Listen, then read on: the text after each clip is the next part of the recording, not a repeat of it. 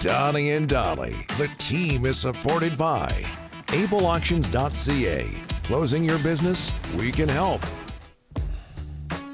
Friday, all of our guests today brought to you by our title sponsor, Able Auctions and ableauctions.ca. We got a good email here, Ricky, from Dave the Snow Guy, in our Bayside Oceanfront Resort inbox. I'm a Habs fan, and even though I was happy when they announced the rebuild, the Habs have the best scouting staff, or they've gotten lucky because they've hit on nearly all of their top round picks over the last handful of years. Also, Lane Hudson, second round. Cole Caulfield dropped to them at 15. There's definitely no guarantees. Yeah, that's true. There is no guarantees. That's what Rutherford was saying. No guarantees. The one thing I'll say about Montreal that the Canucks could learn from, and this is something that I remember Ray Ferraro talking about the 1040 days way back, is getting as many lottery tickets to cash in as possible in the draft.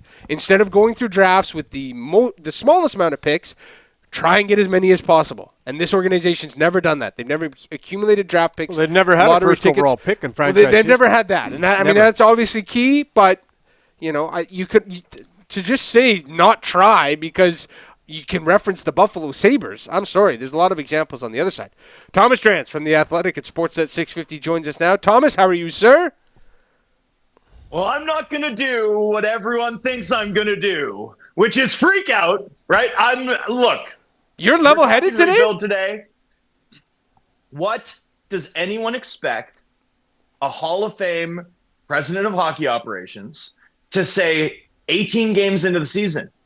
People expected him to climb the parapet with a white flag and wave it? I mean, come on. What are we talking about? Like, the truth is here, right, is this team has struggled, sputtered, dealt with a ton of injuries. They've had a bad run out for sure, but they also haven't played well, whether they've had a full deck or not. And yet it's still early enough that if they can hold their head above water for a few weeks here, this season's not over, right? Their effort to keep Quinn Hughes is not done. There's a lot of time left. And, you have to consider, like, we know how frank and honest Rutherford is, right? What we're hearing in terms of, anything can happen, make the playoffs, and anything can happen, I think he believes that. I personally disagree. I don't think the recent history of the NHL shows that to be true, but he believes that. And, by the way, for what it's worth, he's won some cups with some unlikely teams. So it's not as if that experience isn't hard won, right? Like, it's not as if that point of view isn't hard won.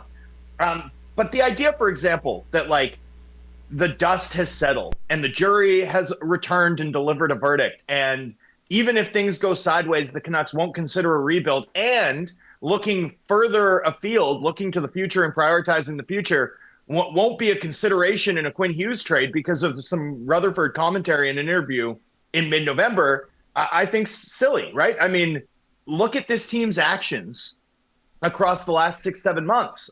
Rick will tell you, right? I mean, we were all surprised when they held that pick and picked Braden Coots, right? There were options to add win now help for that pick, and Rutherford didn't pull the trigger on it. They thought they needed a young centerman more than they needed win now help, despite some of the options that were on the table for them. Like, that to me is a more important data point in terms of how this organization is thinking about where they're positioned than a defiant interview at this stage of the season. Politics, it's said, right, by Otto Van Bismarck, a name that I'd love to hear Rick try to say after this, is the art of the possible, right? Rutherford's not going to come out and chart a new direction at this point in the season, not when he's made his bets and placed his chips on the table. And I think expecting him to, or overreacting to the fact that he didn't, is to miss the plot. We're going to see what direction this franchise takes, what direction this franchise has to take across the balance of the season. Team performance will be a factor in that. Presumably changes in terms of management structure and on, and what this management group prioritizes could be part of that discussion in the weeks and months to come. You're not going to see an executive at this point come in and just say, hey, look, we've run bad with injuries. It's time to do the thing that we haven't wanted to do for the last 15 years. I think that was an unrealistic expectation. I think it's important that we all keep a level head in discussing that. Do you understand, Thomas, though, the fan frustration of taking this article and throwing it on the pile of references to, transition, retool over the last 15 years? I mean, I think so. Like, I've been having those conversations for the last 4 years, whether the fan base has been ready to have it or not, right? When this team has had momentary blips of success, I've tended to be the guy being like, yeah, okay, well, it's possible to succeed. It's possible to be a playoff team, but it's not really possible to contend without amassing more talent and accumulating more talent. And the chickens keep coming home to roost because I think fundamentally, big picture, I'm right. And a rebuild is necessary. The fans are right. And so, I sort of look at this and think a lot of what we've seen in the Rutherford era, to me anyway, demonstrates that really ably, because I think they've done a good job. Like, I think there've been a lot of wins in terms of depth signings. I think the work that they've done, I know Abbotsford's having a nightmare season because of injuries this year, but the work that they've done to build up the farm, to invest in player development, I think has been excellent. I think you look at their drafting, and I think there's a lot of good stuff in there in terms of the amateur evaluation that we've seen since, Rutherford and Cami Granato and company took over and started to, oversee and manage that a little bit differently. I think they're pro scouting. There have been a lot of good hits, a lot of good moves along the way. They've won a lot of trades. They've made some good signings. They've fleshed out their depth and found, the Kiefer Sherwood, Dakota Joshua types at a really high rate. And yet you keep coming up against it where you just don't have enough, where you're, 28th in the NHL in point percentage, and Quinn Hughes is leading the NHL in ice time per game, where Elias Pettersson is taking 20 draws a game because you don't have the center depth, right? Where, for all of the good moves, for all of the small wins, for all of the good depth adds, for all of the, far more professional roster management that this management group has brought to the table, because their big picture approach has been to try and retool and nibble around the edges as opposed to accumulate more talent, this team hasn't moved forward, right? And for me, that's the main argument. And it's one that I'll continue to make, but it's not one that I'm surprised to see the organization be unwilling to, parrot publicly or accept, especially at this juncture of the season. Well, they also picked Miller over Horvat, and then traded Miller, and now, they got one of the worst center ice positions in the National Hockey League and probably the last 15 to 20 years in Vancouver Canucks history. Okay, so what do you know about this David Camp? Well, it's true. I can't remember the last time. You're not wrong. I can't remember the last time the Canucks were this weak at center. You got to go back. Were you team keep Horvat, Rick? Well, yeah, there were people in the organization that were fighting for Horvat over Miller. Mm-hmm. And they picked, obviously, the higher-ups picked Miller over Horvat. So we know that. After first picking Horvat over Miller and then changing gears suddenly in late summer. That story's going to come out. How they picked Miller over Horvat. I'm not getting into right now, but I want to get your thoughts on David Kampf. If the Canucks sign him today, what's going on there? What are they getting if they sign him? Yeah, I mean, you're getting a defensive ace fourth liner, right? I mean, that's the truth of it, right? This is a guy whose defensive impact has been significant and whose offensive impact has been deeply troubling. And oftentimes when we see that sort of profile, the reason for it is that it's a fourth line player, a guy who, plays against fourth liners and is a fourth liner themselves, plays with fourth liners and against fourth liners. And what happens when you put a bunch of fourth liners on the ice in the NHL? Very, very little, right? Everyone's playing safe. Everyone's playing to keep their minutes. Everyone's playing to not get scored on, and you get low event hockey, and Camp's sort of underlying profile reflects that. You are getting a really good penalty killer. You're getting a credible center option from a face-offs perspective.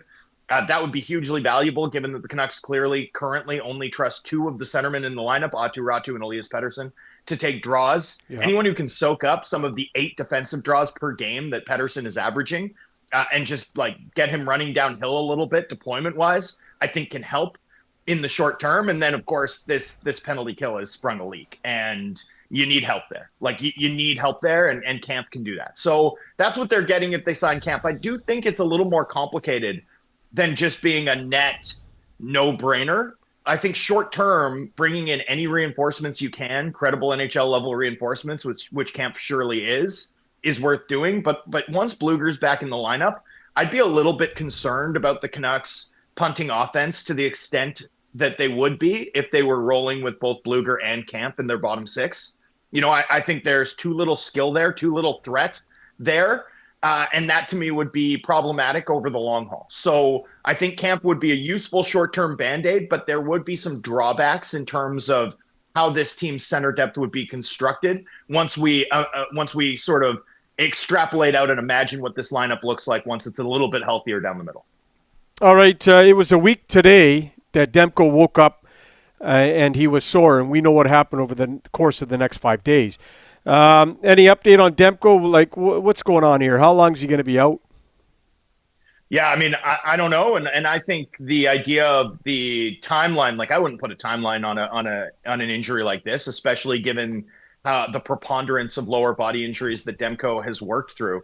You know, what really sticks out to me and what I wrote about today, you know, in the past, Rick, when we've seen Demko get hurt, right? It was like, why was the team leaning on him so heavily? Why were they starting him in Chicago? Why were they, you know, why was he pacing to play 76 games or 67 games? Like, why? Why was this happening? And what stands out to me is, I mean, even before Lankinen made the 2 starts back-to-back after Demko woke up sore last Friday, you know, Demko was pacing for 49 starts. Like, the team was disciplined about using him, you know, consistent with their plan of having a 50/32 game split or thereabouts this season. You know, there was that game in St. Louis to start that last road trip where, given the injuries up front, I don't think any of us would have been surprised if Demko had started, but they went with Lankinen, right? When they returned back to Rogers Arena, it was Lankinen in net against the Chicago Blackhawks, not Demko. I mean, they were careful with him to this point, and he still ended up sustaining, you know, soreness, and then what the team is saying is a separate second lower body injury in the first period, right? I mean, he's now left 4 of his last 37 starts hurt, right? And in an additional start beyond that, you know, sustained the knee injury, which cost him 8 months. So, you know, to me anyway, that's almost more troubling, Rick, than if the club had overextended him, because, you know, lower body injuries compound, and we know how compensation injuries work, and we sort of have an understanding of how connected this all is. And, you know, it's just unfortunate that this guy can't seem to give this team a run of, you know, more than 7-8 games on average without sustaining another injury. Hopefully this is the last of it. Hopefully he takes whatever time he needs to be able to hold up in, you know, at least consistent usage, not even heavy usage, because this wasn't heavy usage, but just consistent usage, because we know how talented he is. And it sucks to see a player's career go this way. 90 seconds or less, Thomas, but you and Josh talking yesterday, injury reports. You want injury reports, official injury reports, to come to the NHL. Every other league has them. In an age of gambling, every little bit of information that you hold close to the vest is a potential liability. It doesn't serve the fans. It's also a real risk for the league. And I understand that players don't want injuries disclosed, and that there's a culture of targeting, or at least a perceived culture of targeting among NHL players. But you don't have to go beyond lower or upper body. I want injury reports, which would also, by the way, accommodate the fact that media don't officially travel, or independent media don't often travel with teams anymore. Every time a team hits the ice for practice or morning skate, why not have a requirement league-wide that teams have to share what their lineup looked like, right? Who was in the lineup, who was in a non-practice jersey, and don't put timelines, don't disclose like elbow, or like, it doesn't have to be specific, but upper or lower, and what's their status for the next game, right? Probable, doubtful, questionable, whatever. Why wouldn't you serve fans that way and cover your bases in an age of gambling, while also making it easier for independent media who no longer travel with the team as frequently to discuss what these teams are looking like and how they're behaving at practices, whether or not they're in attendance? I think it would just serve fans, and is clearly has no downside. Every other league does it. The NHL should get with the times. I just could not agree more, Thomas. I totally agree, and that makes too much sense. So that will not be coming to the NHL anytime soon. Thank you for doing this. I don't know. Oh, you think so? Eventually. Okay. Yeah, I mean, like the fact that the Canucks will eventually need to rebuild, right? Like, yeah. These things are inevitabilities, regardless of how much people struggle against them in the meantime. Boys, thanks for having me. Have a good weekend, Thomas. Thomas Drance from the Athletic and Sportsnet 650.